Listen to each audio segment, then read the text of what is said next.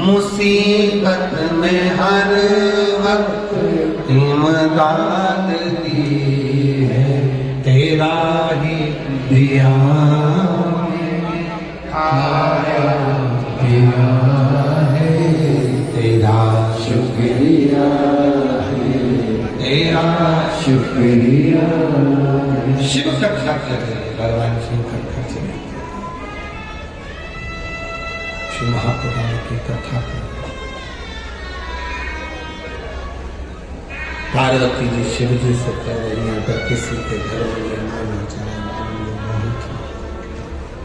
शिव जी कहते हैं उसकी पूरी जवाबदारी मेरी खुद की है, मेरी स्वयं की।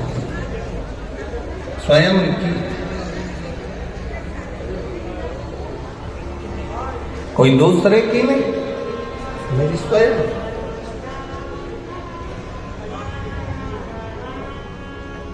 देवराज ब्राह्मण की धर्म पत्नी है, देवराज ब्राह्मण के बच्चे हैं, परिवार है, उसका पेट भरने की जवाबदारी उसका है।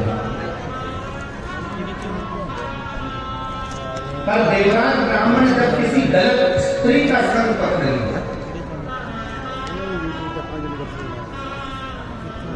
देवराज ब्राह्मण जब किसी गलत स्त्री का संग पकड़ लेता है, गलत स्त्री का संग धारण कर लेता है,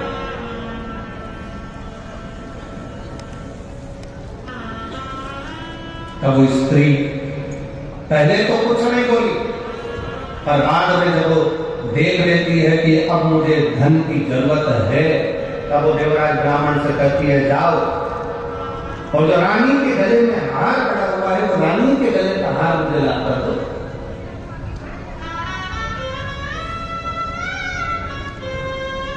जो रानी के गले में हार पड़ा है, तो मुझे ला। और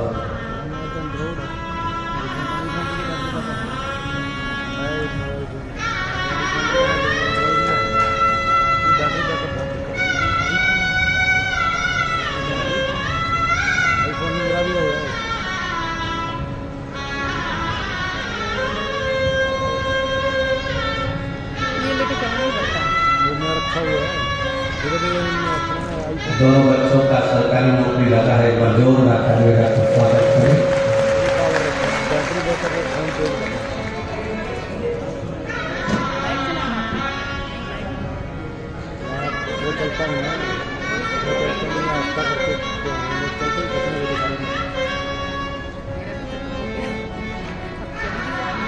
शिव कृपा किसको करे, शंकर की वार्ता किसको करे, शिव तत्व किसको करे। चोरी करने के लिए देवराज उस स्त्री के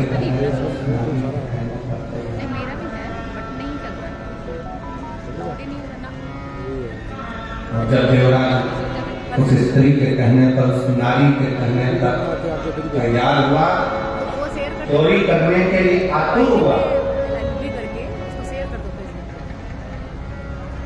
चोरी करने के लिए पहुंच भी गया और रानी का हाथ चुरा कर लेकर आ भी गया, पर राजा के जो दूत थे, सेवक थे, गुप्तचर थे, वो पीछे पड़ गए।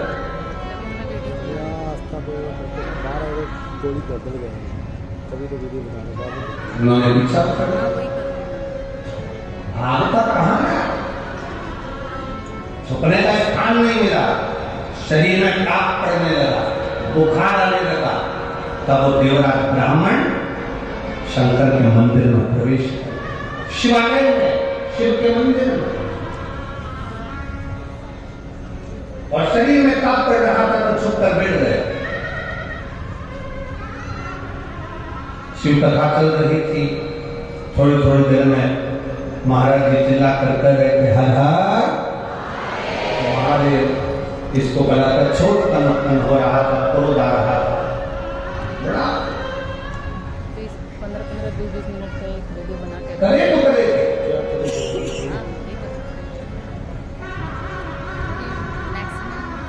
अंदर से कर चुका, मंदिर से चोरी का सामान लेकर बाहर निकला, बेलपत्र के वृक्ष के छांव में उसके प्राण छूट गए। तो बहुत सावधानी से ध्यान रखना, तुम्हारे भरण पोषण की जवाबदारी उसकी है, पत्नी के भरण पोषण की जवाबदारी उसकी है, बच्चों के भरण पोषण की जवाबदारी उसकी है। पर व्यक्ति जब सही राह पर चलता है उसकी जवाबदारी परमात्मा लेता है, पर वो जब गलत राह पर निकल जाता है, किसी गलत स्त्री के संग में, झूठ में, प्रपंच में, गलत संगत में, गलत विचारों में जब वो पढ़ना चालू हो जाता है तो फिर वो अपनी जवाबदारी बंद कर,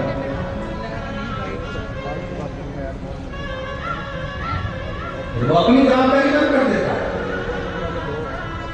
फिर उसकी जवाबदारी समाप्त हो जाती है।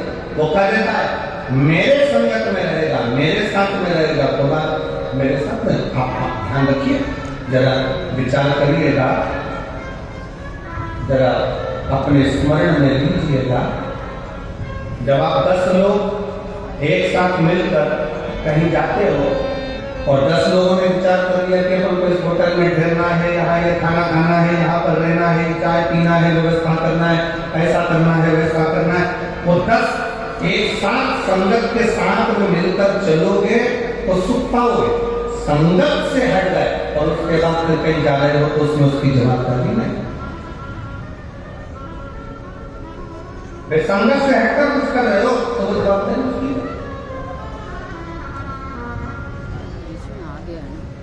पर संगत के साथ मिलकर कार्य कर रहे हो तो उसकी जवाबदारी। और मेरे भोले तेरा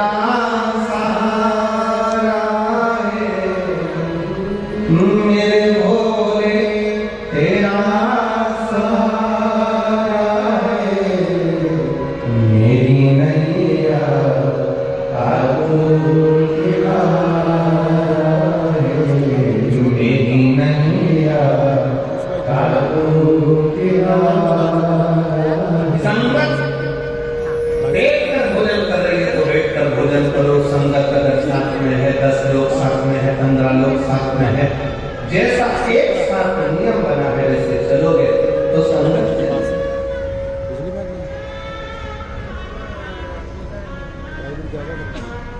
एक पैसे वाला व्यक्ति मरता है ना, बहुत धन वाला व्यक्ति मरता है तो उसके मरने के बाद एक सभा होती है जिसको कौन सी सभा कहते हैं?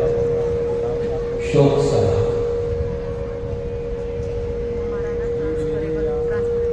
और इधर का तो हमको नहीं मालूम, पंजाब का ऐसा फोटो मोटो रखकर सब बैठ जाते हैं, शोक सभा करते हैं, तभी होती है। अरे जम के तो बोलो, आवाज नहीं आ रही, बोलो जरा, होती है। अच्छा, पैसे वाला मरता है, धनपति मरता है तो शोक सभा होती है। कोई गरीबड़ा मरता है, कोई गरीब व्यक्ति मरता है, उसकी शोक सभा होती है क्या? नहीं, क्योंकि उसके इतने शोकी नहीं होते कि उसकी सभा करें।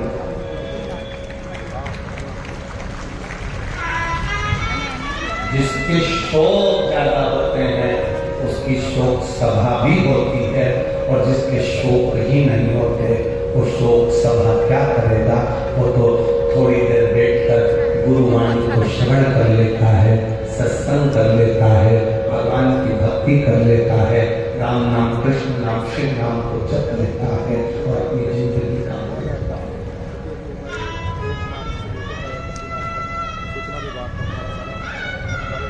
अपने जीवन का उसे कोई मतलब नहीं। जिसके शोक ज्यादा, व्यसन में डूबा हुआ, वैश्यावृत्ति में डूबा हुआ, मदिरा पान में डूबा हुआ, नशे में धूत है, गलत कार्य में डूबा हुआ है, गलत विचारों में डूबा हुआ है, गलत सोच में डूबा हुआ है, और जिसके कोई गलत ना संगत है, ना विचार है, ना शोक है, वो तो अपनी मस्ती में मस्त होकर भगवान की भक्ति को धारण कर रहा है। उसको क्या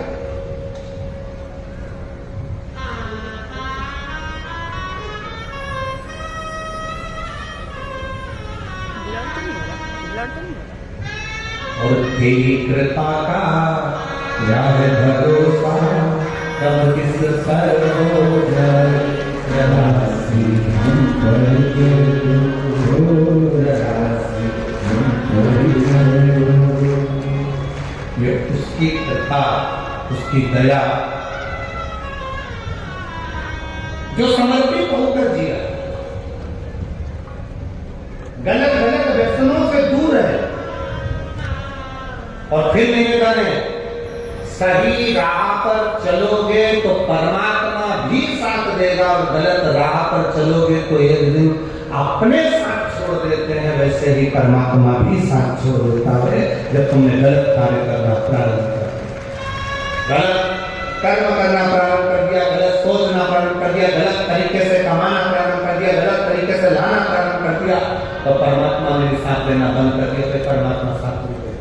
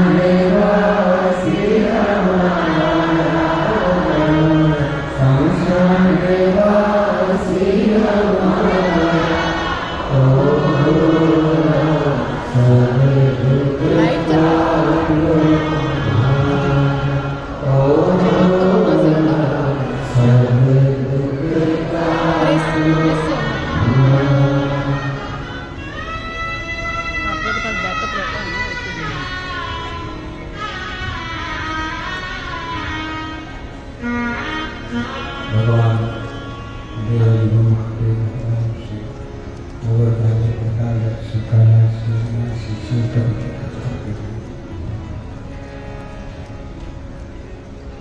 जीवन उसने दिया है,